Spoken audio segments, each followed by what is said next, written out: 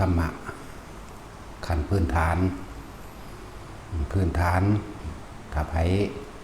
จะรอดจากอบายภูมินะก็ต้องละความเห็นผิดละความเสื่อต่างๆที่บ่เป็นความจริงออกให้เบิดเฮาสิมีความระลึกนึกถึงเฉพาะความจริงเท่านั้น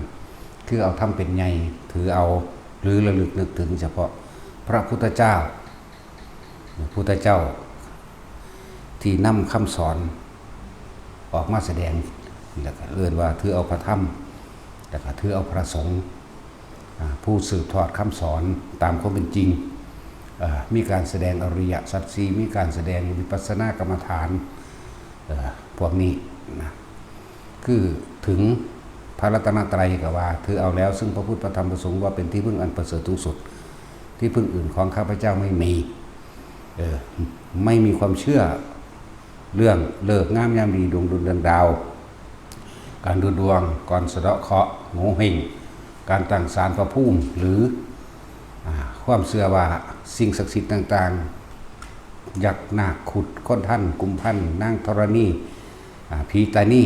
พญานาคดลบันดาลละความเห็นผิดทั้งหลายเหล่านี้ออกไปเบิดว่าเป็นความจริงจากอย่างถึงแล้วซึ่งพระรัตนตรัยนี่แหละจังว่าคนใดคนนี้แม้นสิทำบาปทำกรรมอย่างอื่นอยู่เว้นไว้แต่อนันตริยกรรมแต่ว่าถ้าคนถือได้ยังสี่มันก็บ่ได้ไปทำบาปทำกรรมอีกอย่างหนักดอกเห็นบ่ล่ะก็สิแล้วแต่ว่าทำมาหากินโดยการยังมีขาปูขาปลาหาอยู่หากินหลักเล็กขโมยน้อยมั่งนิดๆหน่อยๆเป็นธรรมดากินเหล้าเมายากับพิษมั่ง